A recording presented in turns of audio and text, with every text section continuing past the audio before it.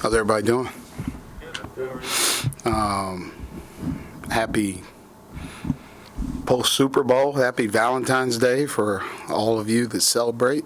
I guess we all should. So, my wife watches these, so happy Valentine's Day to my wife, Molly, who is actually in charge of everything that happens in our household. So, without her, I wouldn't be able to get dressed, pay a bill, eat, breathe, whatever it may be. So,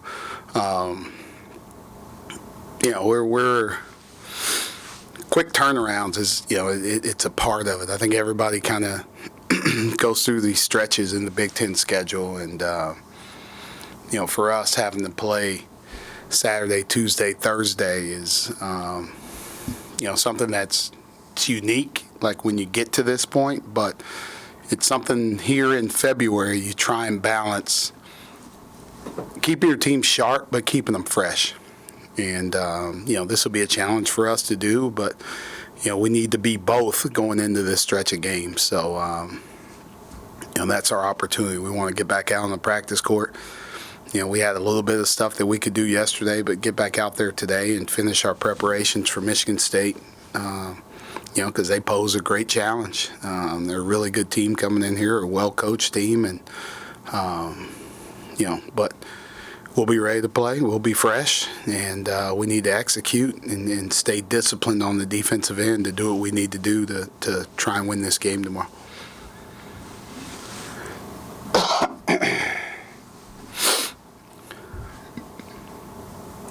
Micah, I don't want to sort of belabor this point because I know it's been a focal point for you in the past few games, but when you have so many issues with getting fouls called, is there kind of a breaking point where you, I don't want to say redesign the offense, but maybe become a little more perimeter focused, look for more driving kicks rather than finishing at the rim?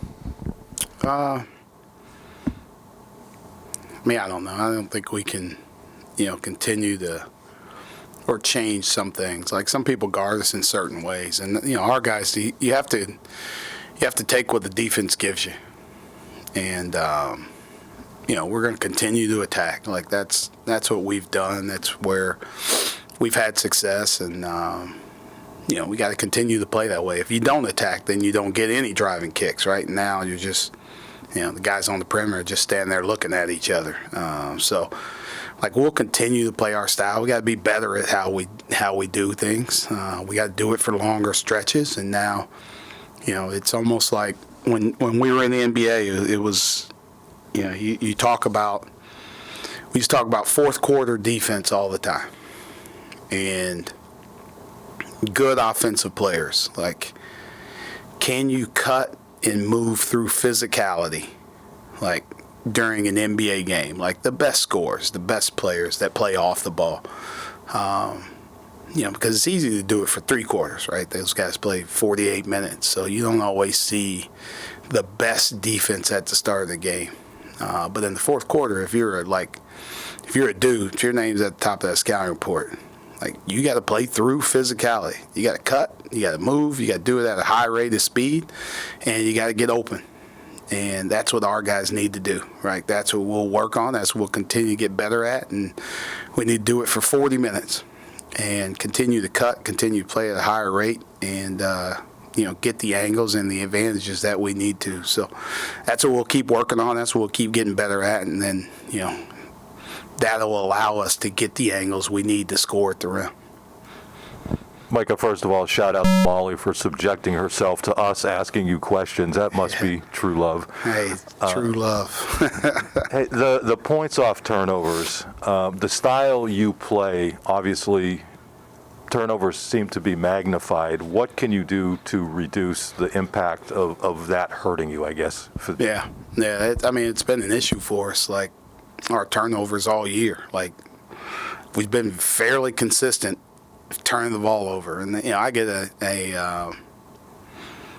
guy that does analytics for us, and it hurts your feelings to look at that every single game because he doesn't hold back with his adjectives, and it'll be like, your turnover percentage was this game, and that is very poor. I'm like, I understand, thank you, I know it's very poor, but it's just an area where we have to be better. Like, it's not anything that the defense is doing, right? We're hurting ourselves, and Penn State can't beat Penn State. Like, Penn State's got to beat Minnesota.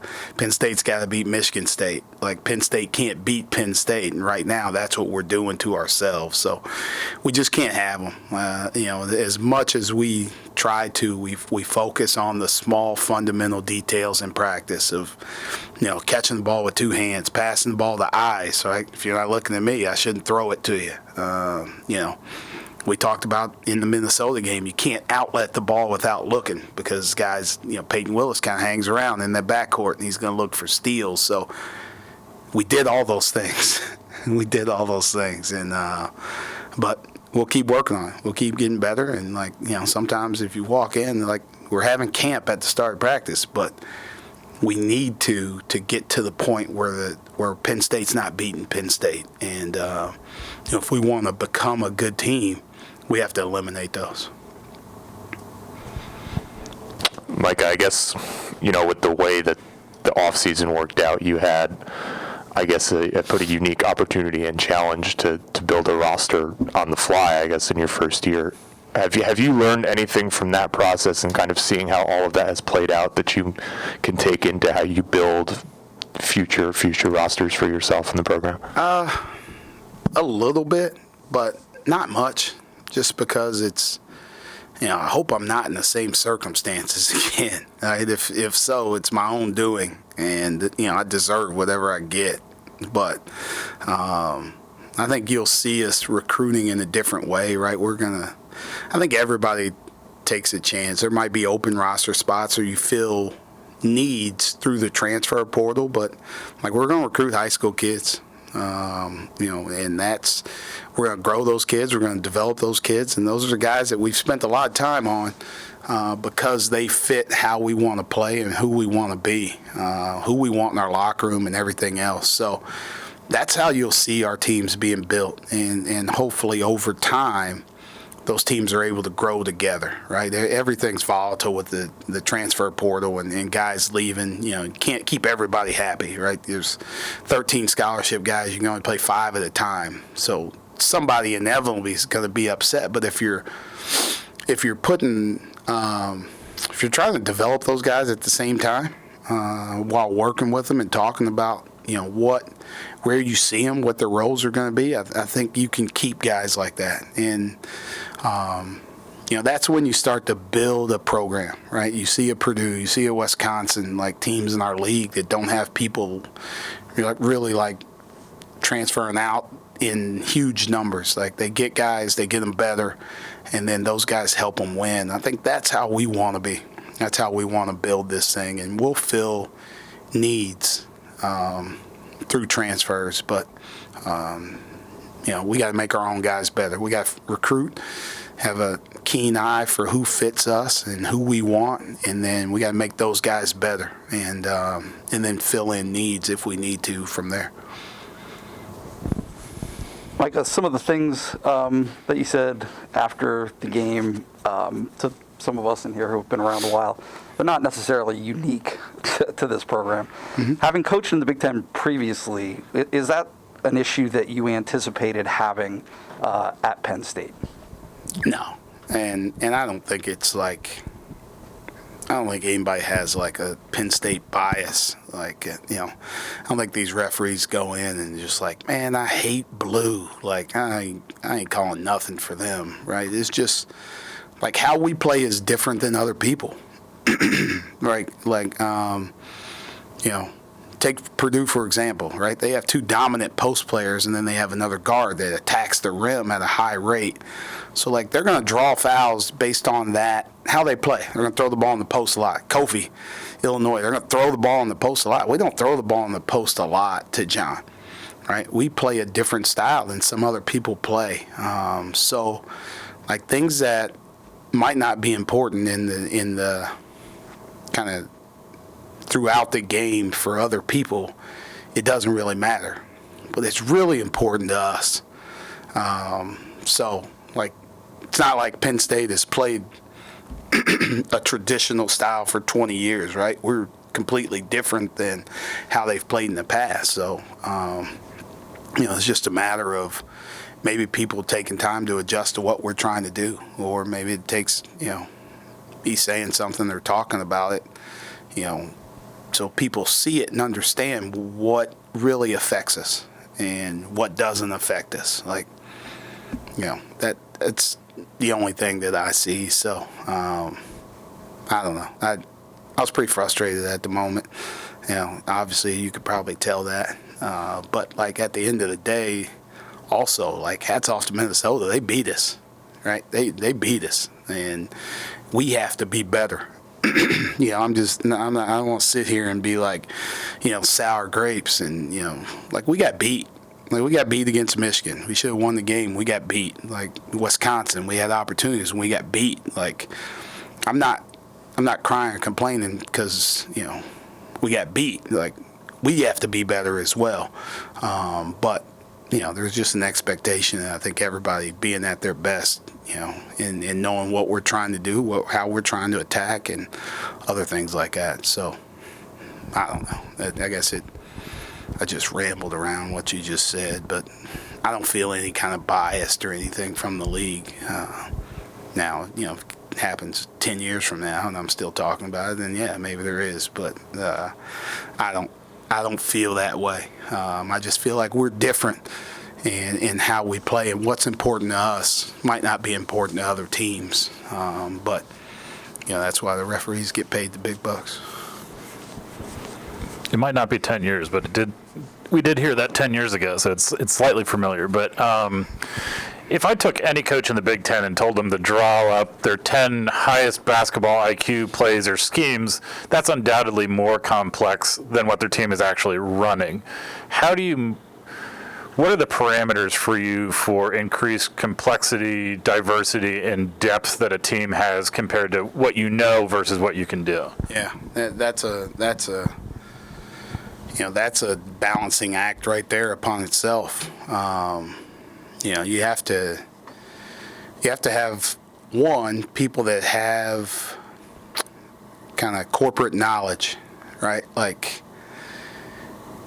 I was at Purdue for 2 years, but Sasha Stefanovic had been there for 2 years before I got there, right? So there's things that we didn't have to practice. We didn't have to go through, and I could call it, and he could do it, right? He's got corporate knowledge of their offense. Like, he just needs to hear one thing, and he knows exactly what his role is, or what he needs to do in a certain play. We're still learning that, right? Even though we're 21 games in, there's still things that, like, catch us off guard.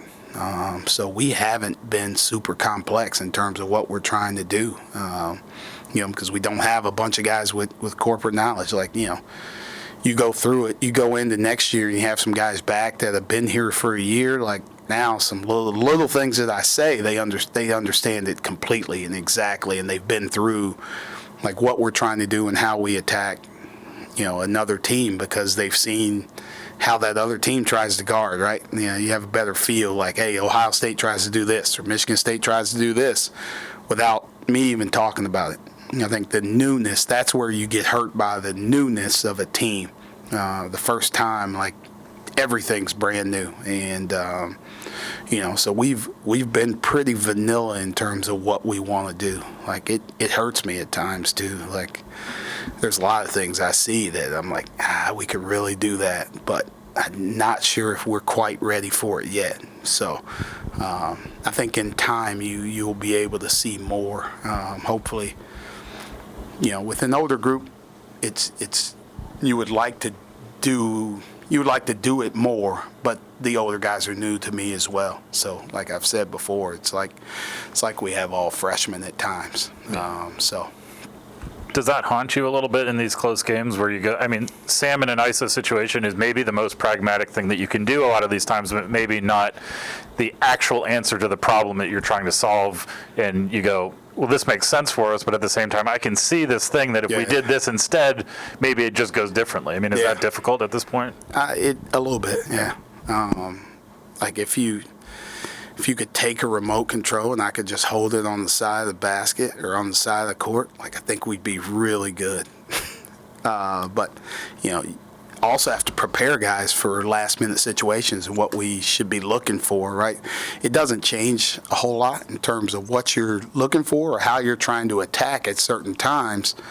Now you just need to do it at end-of-game pressure moments and pressure situations. And that's what they need to understand is, like, you prepare them for these moments. You prepare them for the game. You prepare them for these moments. And then, at the end of the day, you have to step out and do it. And but things change throughout the game. Like, I wish I was allowed to coach both teams.